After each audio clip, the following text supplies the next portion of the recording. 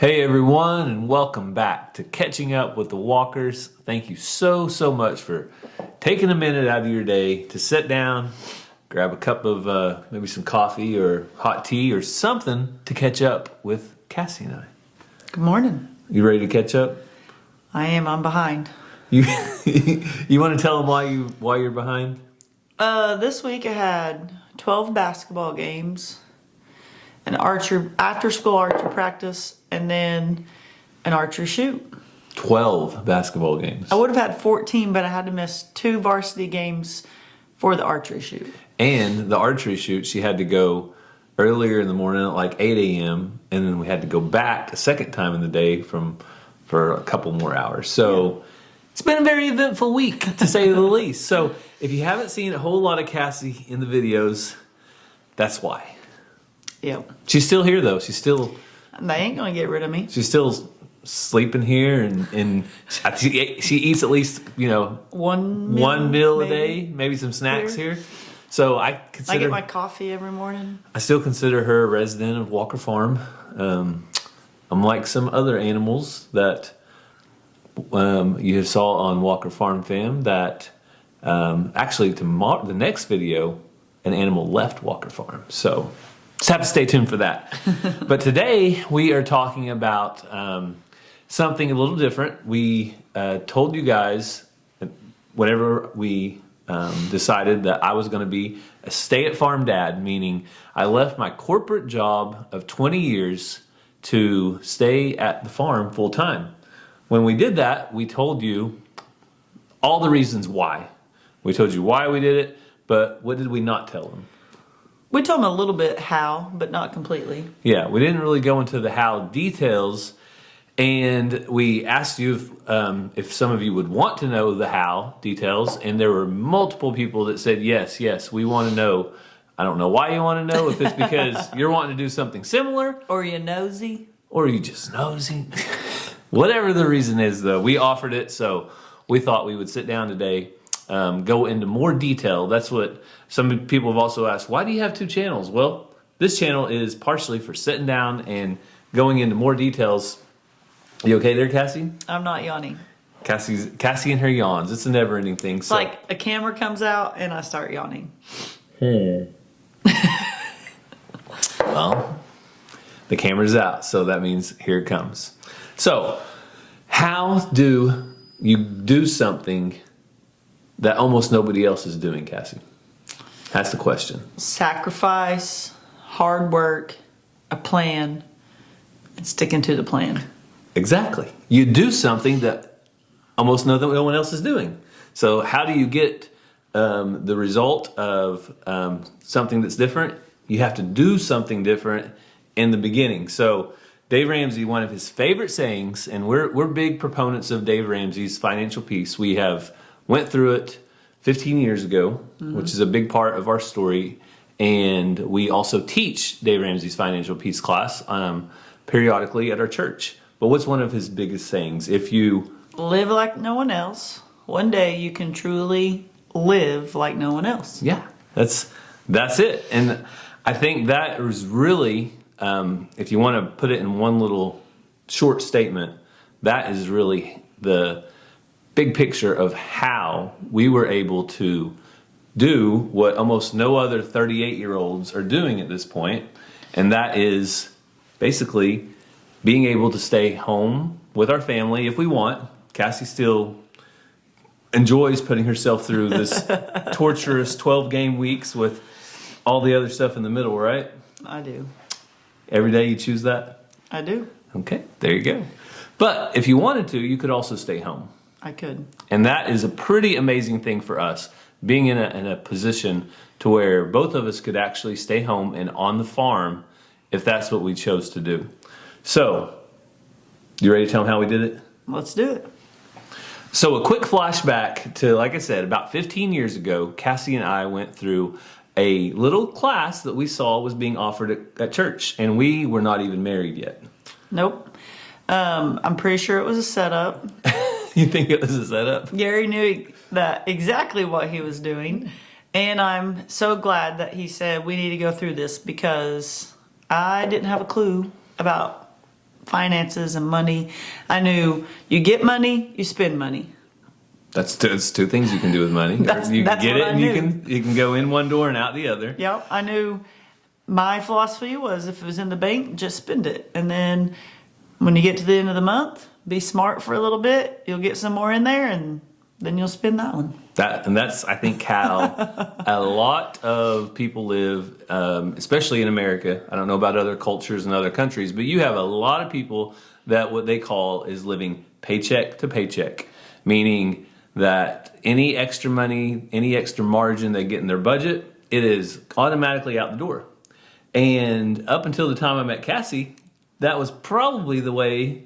Is that the way that you were kind of operating? Yep, pay my bills, pay whatever else, buy some groceries, buy some shoes, buy some hats, buy some hoodies. Cassie had a lot of nice shoes. Yeah, I mean, that's as much as I knew about finance. And why not? Hey, because here's what the culture tells everybody: you work hard, you deserve it. It's your money. You should enjoy it and spend it. My first real paycheck, I got a new flat screen TV, and they were new to the world, and they weren't cheap. By flat, it was about 3 or 4 inches thick. Yeah, and it was like $1,200 for a 42-inch or something. Or 37. It wasn't even that. I mean, it was big, but it wasn't a 65 I thought inch. it was ginormous. I bought a brand new recliner that I overpaid, and Gary about died. She paid extra, though. Not only did she buy this recliner, but she paid extra money for the warranty. Yeah, because I had the money. And I'm sure I probably got some new shoes or something, because why not? But to me, it was, man, I've worked real hard. I deserve these things. I got the money for it. I'll have more money next month. Exactly, and that's the normal mindset. So we went through this financial peace class, and we learned concepts about living on less than you make. And really, there are 3 things to do with money, not just in one door and out the other. The 3 things to do is A, you save it, you spend it, and you give it away. So we learned in our class that those were the kind of the key things that we needed to do with money. And we also learned a system of how to administer that. So we learned that debt is bad. And we took a vow that day that we were not going to take out any more debt. Yep. And so when we say that you have to do things that other people aren't doing to get things that you want that other people probably aren't going to get, the biggest thing is not taking out any more debt. Especially when you go through that line and they say, hey, you want to save 10% today? All you got to do is open up this Credit card. Lowe's card, Home Depot card, Foot Locker card, Target card, all the things. And before they can even get that out of their mouth, I say nope. Because I don't want it to be like, oh, 10%. So I say nope. And if they say anything else, I say, you ever heard of Dave Ramsey? And then they just be quiet. Thanks, but no thanks. So that is probably, I think, the biggest contributing factor to us being able to do what we're doing today is 15 years ago making that line, drawing that line in the sand and saying, we will not take out any more debt. We will not have a credit card. We will not take out any new credit cards. We will not borrow money on a car. But most importantly, we were on the same page. Yeah, and it got us So on the same page. It wasn't Gary telling me these things. It wasn't me telling him. We were on the same page. We're in it together. In 15 years, we've never argued about money because we know our goals. Gary told me early on in either our dating or our marriage that he was going to retire at 42. I'm like, okay. 42. I just made that up. Yeah, but I'm like, okay, better work hard, man. So like dreams do come true, but you got to work hard. Because really I thought, how are you going to do that? You can't just not work at the age of 42. And it's not like he's not working, but because of what we did for so long, he's able to make this his job and us still live comfort, like, no. At the same level. Yeah, and like we're comfortable with the decision. I mean, we ain't rolling in the dough, but we're also not worried about tomorrow. No, we're not concerned 1 ounce about our future and our current situation, because So I was going to say, because there's another step to Financial Peace University. yeah, because we have lived out the practices and the principles for those 15 years. So starting without debt, but then it also changed the way that we started spending money. One of the things that we did was we got an envelope system. You want to be made fun of. If you want your 24-year-old friends and coworkers to make fun of you, let me tell you what to do. You get all the money in your budget out of the bank at the beginning of the month, and you put those little bills down in envelopes, and then anytime you go out to eat, you pull out the envelope, you open it up, and you take money out, and you use that This thing cash. called cash. That cash. It's this green U.S. currency. You use it, and when you use it, then People think you're weird. people think you're weird. And also, when the money's gone, you quit using it. Yep. And you don't get to go out to eat anymore. That was my other problem. Just swipe the card. Swipe the card, swipe the card, swipe the card. And it took a couple of times of opening that envelope and going, oh dang, it's empty, for me to relearn, readjust. And though we had the money to just swipe the card, when that envelope was empty, that was the end of it. Yep. Because had I been using a card, I just would have kept on a swiping. And then every month, if we didn't have enough money and we thought that we needed more money in an envelope, we'd get together, we'd have a budget meeting, we'd plan for the next month, we'd increase one, we'd decrease the other, we would use a magic word that is only 2 letters. That's no. Oh. And it's a word that people don't like to hear very often. We would say no. Sometimes we would say no to a vehicle upgrade or a new vehicle or different things. So. And sometimes I had to say, hey, next month I do need some new shoes because I no longer have 40 pair. I do need a new pair. So we didn't go didn't go without though, Yep. too much. We just lived below our means. And that was the key though, is living whatever amount you make. And people say, well, I don't make enough money. Well, You spend too much. here's the thing. It don't matter if you make $100,000 or $30,000. If you can find out how to live on less than you make, then that is the key. A lot of times it's not a money problem, it's a spending problem. Yes. So not only am I getting made fun of for my envelopes, but we also made some choices about the types of vehicles we drove.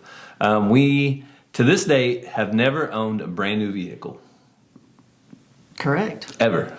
We've never gotten in a vehicle, drove it off the lot with 0 miles or 4. How does that work? Do they have 4 miles on them? 3 miles? Because they got to drive them up the truck and down. I don't know. But we could have, had we so chose. Yes. Chosen? Yes, we definitely could have. We could purchase a brand new vehicle, but the amount of money that's lost the minute you drive it off the lot is too big of a hit for us that we want to take it. So what we would typically do is buy a good used vehicle with anywhere from 80 to 100,000 miles on it, and we would drive it another 100 to 200,000 miles. So I had at least 2 Honda Civics, one with 240,000, one with 320,000 miles on it when I sold it. I went through 2 Honda Pilots. And both of them... Not because they messed up, but because we upgraded when it got to that 200 mark, and then the person we sold it to drove it like another 150,000 miles. Yeah. So we learned to do though. I've gone through 2 vans now, or I went through one in my second. Mm-hmm. And the Cassie's vehicle was always kind of our nicer vehicle. So usually when it got to 200,000 miles, we would sell it and try to find another one with less miles. But we were doing that when all at the same time, my friends, my coworkers, our friends were mostly buying brand new, really nice vehicles. All the features. All the features. And so one of my favorite things to say is, Cassie, when I see a brand new vehicle going down the road beside us is... Take care of that, because in a few years it's going to be mine. It's going to be mine. I hope they take good care of that brand new car they just bought, because when they get ready to sell it, I'm going to be in line to buy it. So another example of us doing things differently to get us to a place that's different than a lot of other people. One of the last things that we wanted to touch on, though, was another big part of what we learned in financial peace, and that was investing, saving and investing. And that is investing 15% of our income every single year. I actually started that before I met Cassie. I started when I was... See, I told you it was a trap. When I was 21, the first year I could start a retirement account, I did. And have put money back every single year for the last 20-ish years to ensure that someday we're not just dependent upon Social Security to take care of us. We're also going to have some retirement. Guess when I started putting money back? When we got married? Out. So it's okay. I mean, you learned. In had that we process. not went through Financial Peace University, I still probably wouldn't have put money back. I mean, probably a little bit, but we wouldn't have made it a priority. Yeah. But whenever we had a plan for our money, we told our money where to go instead of it just disappearing. Then we were able to invest. We were able to spend a decent amount, and we were also able to give. We were able to be generous and give money away at the same time. I think the first time the car broke down or needed something, and we were like, all right, we'll take it tomorrow. Or the washer went out and it wasn't, daggum, I'm not going to have a washer for a week because we got to figure out how to buy one. Went and bought one the next day. Like when those things happened and the crisis wasn't a crisis anymore because we had money in our emergency fund, that's when it really hit me that this is how you do things. Yeah. So something happened, though, 3 years ago that kind of changed our trajectory of our path. So people ask us, how did we get to where we're at right now in this moment? Well, we wanted to tell you everything that happened, the last 20 years, basically. But 3 years ago, we had a change in our trajectory as far as we started our YouTube channel. Yeah. And so we saw that it was something that our family would benefit from, or we thought that our family would benefit from personally, and us telling our story. It would have a platform for us. And we thought that eventually, if it went well, maybe, honestly, we'd make $5. Maybe 4 or 5, 10 years down the road. I had no idea, to be honest. We have just been along for the ride, but we thought if we were lucky enough, one day this might just turn into a career. But we also knew we had to work hard enough because YouTube is hard work. It's not easy. If you've spent 6 hours making a video, editing a video, uploading a video, and you do that for 3 years straight, you're working your tail off if you were doing it consistently. So it is hard work. And when it got to being super hard to keep up with it all, that's when we started reevaluating, looking what should we do. And because of our hard work the past 15 years, our hard work the last 3 years was able to change something. Yeah. So being able to kind of take the momentum we had and then take YouTube, and again, I don't want to take away from either one, because our YouTube journey has been amazing. We have had lots of help along the way. We've had lots of friends, and you guys all know who you are, and I want to thank each and every one of you for the help along the way. I don't want to be ungrateful, but absolutely not. I also want to say that it's not an overnight thing. It's a marathon, not a sprint. Yes, it's a marathon, not a sprint. Finances and YouTube. Yeah. So I do want to say thank you, though, to those that helped along the way. But at the same time, if all we would have done, if we would have been living a normal life as far as our finances go, and I say normal meaning we had 2 car payments, we had a way too big mortgage, we had 6 credit payment, cards, a tractor payment, payments on a barn payment.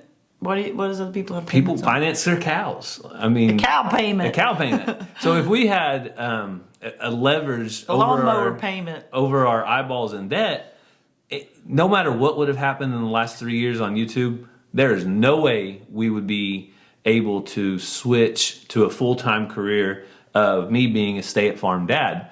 It just wouldn't be possible because we wouldn't have the stability and we wouldn't have had what we had today. So my advice is, if you're wanting advice, because you asked, is first of all, get everything in order financially. Get all of your debts paid off if possible, or as much as possible. And then make sure that whatever you're ready to jump to, you have a plan. So we have a plan, and we've established it over these last 6 months to a year. And that plan was, if we completely fail, that we're okay with it. Yep. We have planned to fail. And so that means that if for some reason we lost 100% of any revenue that we get from YouTube, Facebook, social media, whatever, if we lose 100% of that in the next year, then we're going to be okay. So many people have said, now you don't have insurance. Yeah, we do. We budgeted for it. Now you don't have a stable income. Yeah, we do. We've planned for it. If YouTube goes off the offline tomorrow, we have a plan. We are good for like 6 to 9 to 12 months, and then Gary's got to go flip some burgers. Hey. Hey, I got to flip burgers? How can you go flip burgers? I already have a job. So it's not like, and that's the other thing. People are like, well, what are you going to do if YouTube goes away? Well, get a job. Let's see. I have an undergraduate degree in Bachelor's of Business Administration. I have a master's degree in business. I have a smart man. 20 years of experience. He's been offered 3 jobs since he quit. 10 of those being in IT, 7 of those being a manager. And I think that I'm employable just because I have transitioned to a stay-at-farm dad to spend more time with my family. Doesn't mean I can't go back to work. It means I don't want to go back to work. I've almost fired him twice. So. Stop. She has not almost fired me. She likes to joke a lot, and some of you guys don't realize that she's joking. I know. I gotta do better.